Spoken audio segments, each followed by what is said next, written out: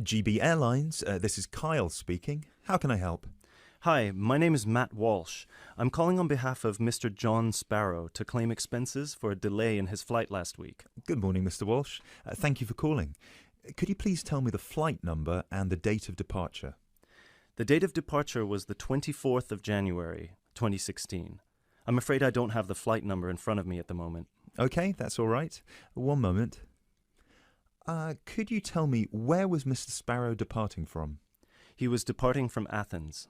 Is that Athens, Greece or Athens, Georgia? Athens, Greece. Right. And what was the destination? It was Heathrow, London. Right. We've got two flights from Athens to London Heathrow on the 24th of January 2016. Was it the 3:25 p.m. flight or the 9:45 p.m.? It was the later one, 9:45. Okay, so the flight number is GB1011. Right, okay. Okay, yes. I can see that Mr. Sparrow's flight was cancelled and he was booked on the next flight on the 25th of January at 3:25 p.m. Is that correct? Yes, that is correct. According to our system, one of my colleagues spoke with Mr. Sparrow on the phone on the 24th to inform him of the cancellation and offered to book a hotel for him for the night, but Mr. Sparrow preferred to book one himself. Yes, because he didn't want to stay near the airport, as the next flight was in the afternoon. Yes, of course. Could you tell me which hotel he stayed at? Yes, he stayed at the Hypnos Hotel. Oh, could you spell that for me? Of course. That's Hypnos. Right. Thank you for that. And could you please tell me how much the total cost was for the night? Sure. It was 73 euros. Right. Do you have a copy of the receipt for that? Yes, of course. Would you like me to send it to you? Yes, please. Can I email a picture of it to you? Absolutely. The email address is refunds@gbairlines.co.uk. Great, thank you. No problem. Were there any other expenses you wish to claim? Actually, yes. There was also the taxi ride to the airport and the taxi ride back the next day. Right. And what was the total cost? The first taxi ride was 53 euros and the second one was 42, so 63, 73, 83. Yeah, so the total was 95 euros. I'll send you the receipt for those as well. Thank you. Are there any other expenses? No, I think that's it.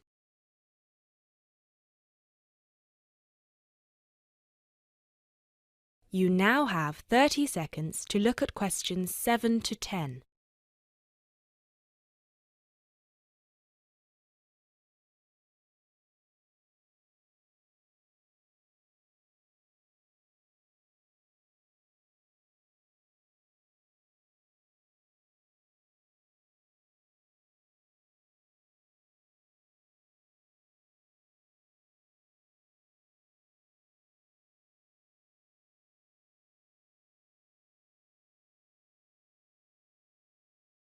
Excellent.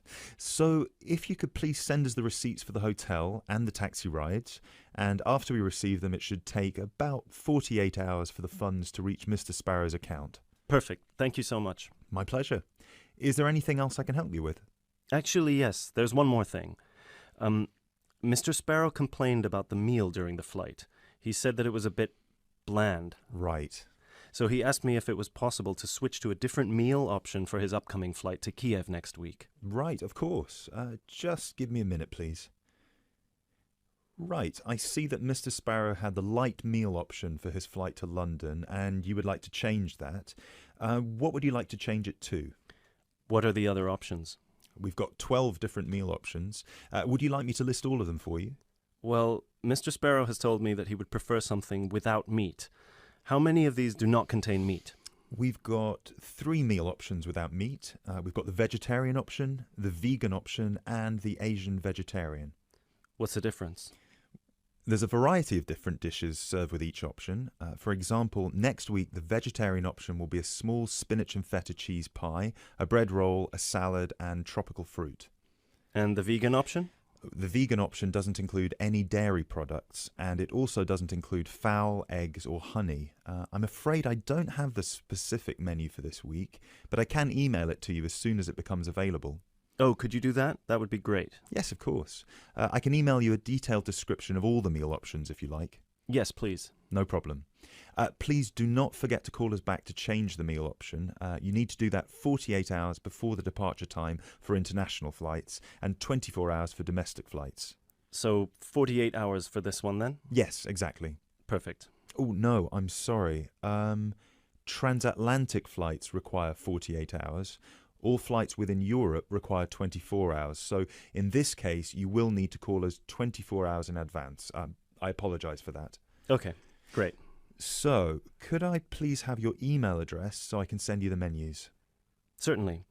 It's matt.walsh@sparrowlimited.com.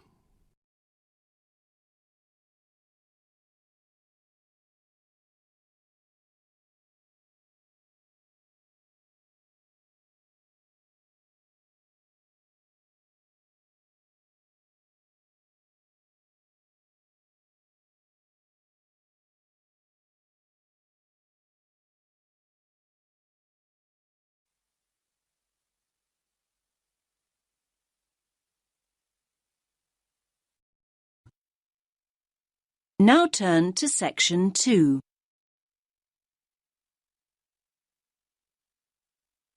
You will hear a man talking about areas for growing vegetables in towns called allotments. First, you have some time to look at questions 11 to 14.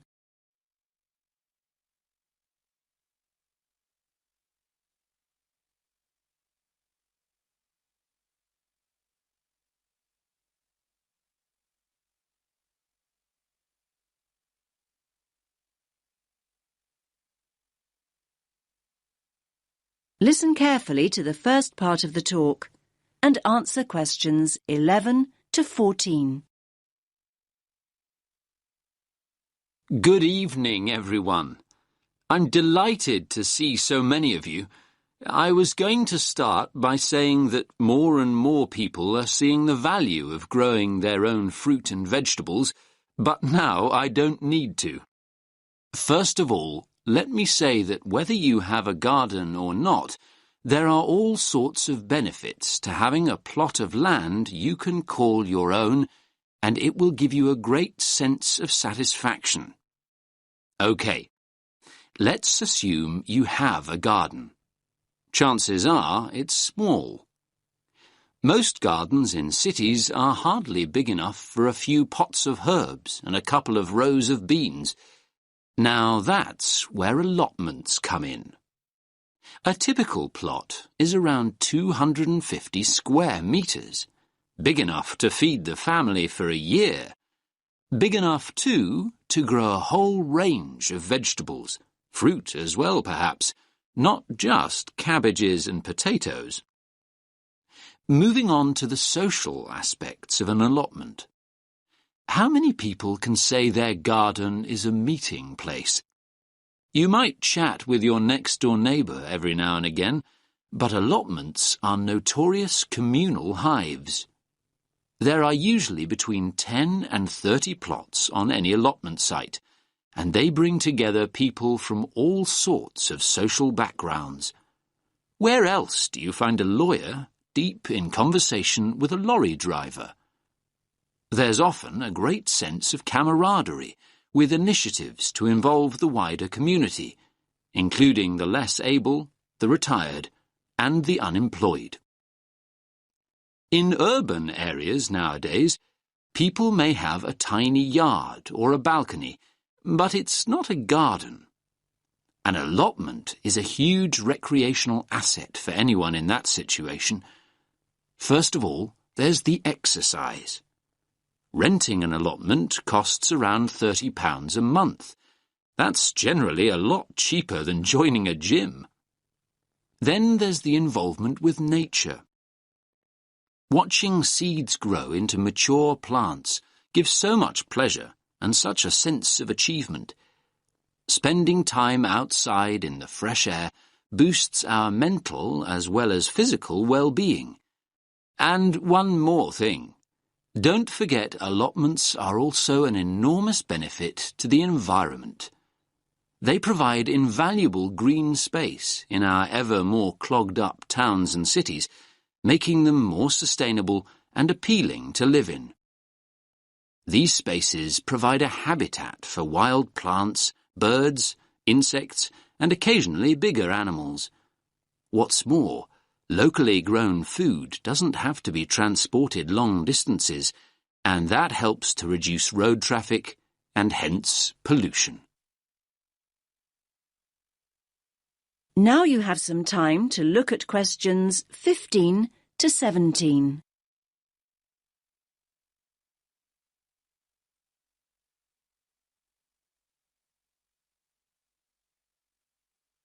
Now listen to the next part of the talk and answer questions 15 to 17. Now, food. A subject we all like talking about. Because the main appeal of an allotment is obviously taking home all the freshly picked vegetables and fruit. So why is Grow Your Own so good? Well, to start with, there's the superior flavour. Food you've grown yourself tastes infinitely better than anything bought in the supermarket because it will be super fresh. Another point in its favour is the range.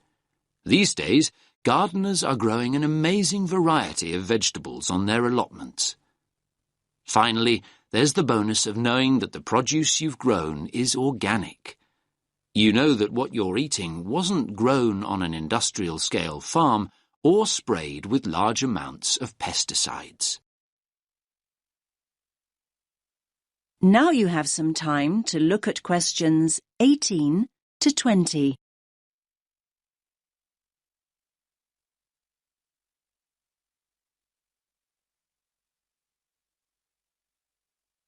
Now listen to the next part of the talk and answer questions 18 to 20. Now I'm going to show you a typical allotment from the site closest to here on Finley Road. Let me just get this image up. That's it. Can everyone see? So, as you can see here, each plot has a fence around it and its own gate. Between the beds are grass walkways. That means you can walk in and around comfortably and not get your boots too muddy. There are soil beds on either side. This plot, in fact, has two smaller flower beds opposite a much larger area for vegetables. And there's also a glass house for growing tomatoes or anything that needs more warmth and protection. Here you can see one of those at the front near the gate. Most allotments have their own shed at the far end, as you can see. Allotments do need a water source, though, and there are stone sinks outside the sheds. A hose pipe can be attached to the tap for easy watering. Some of the plots have a pond, though they're not always popular as they tend to attract insects. And this plot has a compost bin at the end opposite the shed for recycling organic waste. Right. So, how to go about getting an allotment? That is the end of section 2. You now have half a minute to check your answers.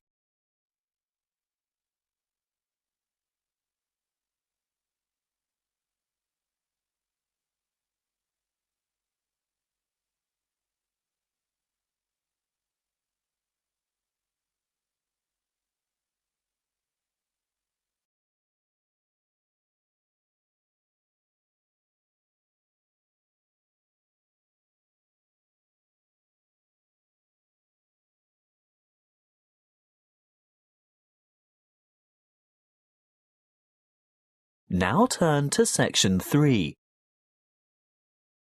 Section 3. You will hear a conversation between a lecturer and a psychology student asking for advice about research methods. First, you have some time to look at questions 21 to 25.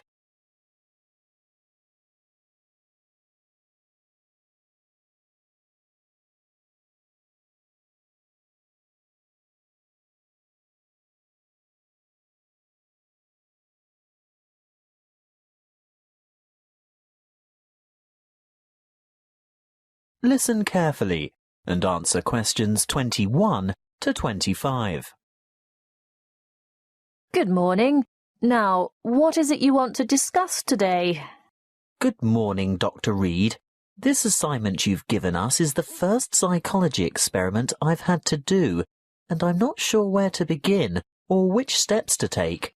Well, conducting your first psychology experiment can be quite a complicated and confusing process, but just remember that, like other sciences, psychology uses the scientific method and bases its conclusions upon empirical evidence. What do you mean by empirical evidence? Well, empirical evidence is established by observation rather than theory. And the scientific method? Oh, yes. When conducting an experiment, you need to follow a few basic steps. I know the first step is to come up with a research question or problem. Yes, a question that can be tested. How do I find an appropriate question? I would suggest one of three methods. Firstly, you can investigate a commonly held belief, or what we call folk psychology. I see. So I could examine the belief that staying up all night to study for an important exam can adversely affect test performance. That's right. In that case, you would compare the scores of students who stayed up all night with those of students who got a good night's sleep. I think I could do that. Well, alternatively, you might want to consider reviewing the literature on psychology. You know, published studies can be a good source of unanswered research questions. I'm sure you've read papers where the authors note the need for further research. So I would come up with some questions that remain unanswered. Correct. But there is a third source of ideas. Just think about everyday problems and then consider how you could investigate potential solutions. Okay.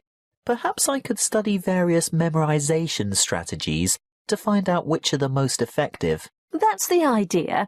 Next, you need to define the variables. You know, anything that might have an effect on the outcome of your research. Yes, I remember we learnt about that last week. Yes, that's right. Then you have to develop a testable hypothesis that predicts how the variables are related. For example, students who are sleep-deprived will perform worse in an exam than students who are not sleep-deprived. Exactly. Once you have developed a hypothesis, you must carry out background research. I can use books, journals, online databases and websites. Yes, all of those. I covered the reasons for background research in last Friday's lecture, didn't I? What you have to remember at this stage is to take careful notes and generate a bibliography of your sources. Before you hear the rest of the conversation, you have some time to look at questions 26 to 30.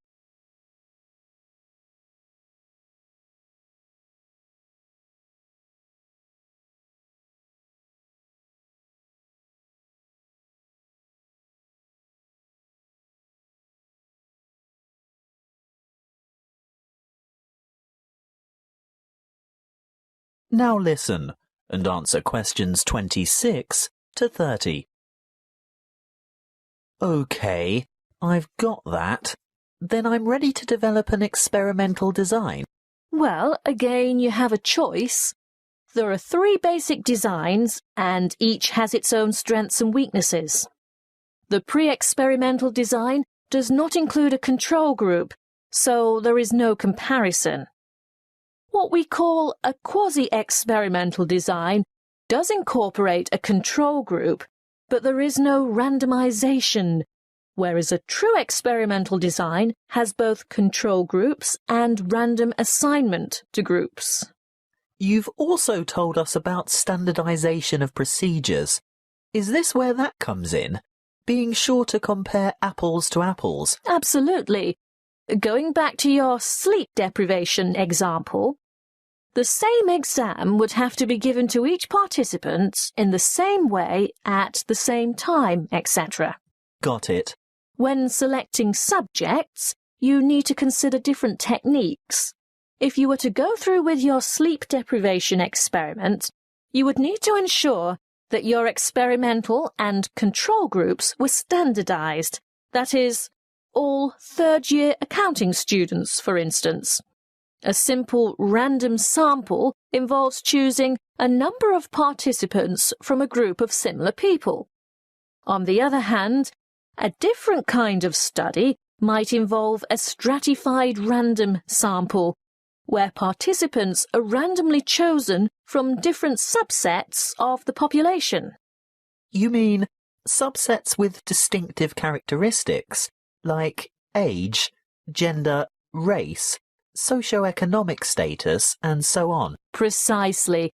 Then the next step is to actually conduct the experiment and collect the data. Then I have to analyse the data. I'll be dealing with the statistical methods for analysing data in next week's lecture. Oh, good. I guess all that's left then is to write up the data. Yes, communicating your results is important, and in the next couple of lectures, I'll be covering the format and structure of a psychology paper and tips for writing each section. Thank you, Dr. Reed. I feel much more confident in getting started now.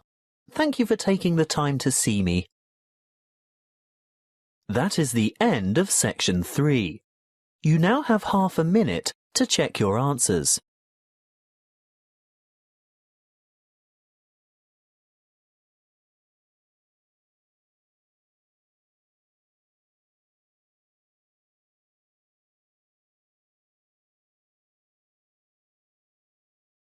Now turn to section 4. Section 4. You will hear the beginning of a lecture about the Roberts Company. First, you have some time to look at questions 31 to 40.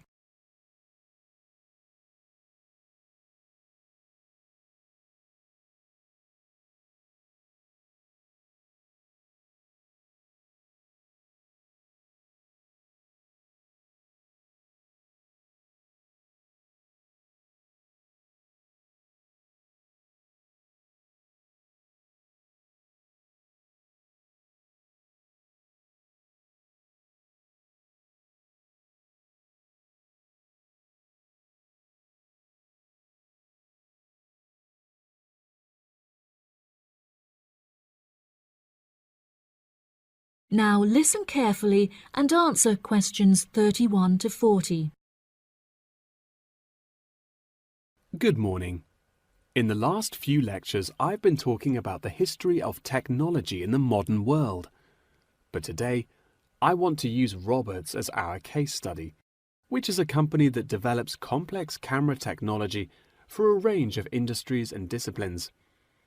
Since the camera was invented in 1816, it has changed and improved dramatically, with cameras now in existence that can fit on the head of a pin. The company has been founded on a series of principles by which the company operates in its day-to-day business, the most important of these being to enhance the present development of camera technology. Roberts has a philosophy pioneering innovation, having been responsible for the invention of numerous technologies since it was founded by Dwayne Roberts in 1957. It has achieved many of its aims over the years, but its principles and founding aim persists through time, which is to explore new facts and imagine the unimaginable. The cameras produced by Roberts have a multitude of potential applications that are currently being explored. One of these is an anti-gravity camera that they aim to attach to a space satellite from where it will record live, high-definition video and provide fascinating new views of planet Earth. It could also prove useful in exploring other planets by providing researchers with never-before-seen images of the universe. Roberts are also experimenting with attaching the cameras to small drones that will fly through the rainforest in search of plants that could be used to develop future medicine. The camera also has the potential to be used on the roads. As it is 20% cheaper than the speed cameras that are currently in operation, this means that more of them could be distributed across the road network, where they can control traffic by making sure that all cars abide by the speed regulations.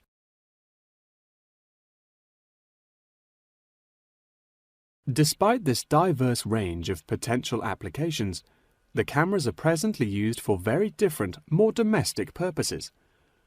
Roberts cameras are presently used as nanny cams, which allow parents to watch their nannies to ensure that they are responsibly attending to the children that they have been employed to care for. These cameras give parents peace of mind and more control over their child's welfare whilst they are at work or otherwise occupied. The highest sales of the company are in toys that have the cameras hidden within them. This clever idea means that the cameras are camouflaged from view and do not look out of place in the child's nursery. The toys are also very robust, so children can play with them without damaging them in the process. The toys are designed to look like animals and come in a range of shapes, sizes and colours, as well as different animal species such as monkeys and bears. These toys are incredibly popular and can be bought in any toy store for only $20. Always eager to be constantly improving their products, Roberts are now working on a product that will change the way people see photography. This new contraption is a mini camera that is built into eyewear such as glasses and sunglasses, where it can capture the world as you see it. Holidaymakers and tourists no longer have to carry a big, heavy camera around with them on their travels. They can instead purchase a set of eyewear with the built-in camera, which will capture the moment with a simple tap. Roberts are also developing a model of this tiny camera for use during medical procedures and operations. The camera will be used during non-invasive keyhole surgeries to enable the surgeon to see what they are doing inside the body without having to make a large incision. This innovative application for the camera could make surgeries a lot faster, and the saved time and energy will also make it far more efficient. As the patient will no longer have to undergo a large incision for their surgery, it also means that their recovery will be much faster with a greatly reduced chance of post-op infection. If any of you have an interest in working in this field of technological invention, Roberts is a very diverse and fast-growing company that would be a fantastic internship opportunity. Every year they organize a series of competitions where entrants stand the chance of winning a place in their internship program. So I would suggest that all of you enter. That wraps up the lecture for today. Please remember that attendance is mandatory. That is the end of section 4.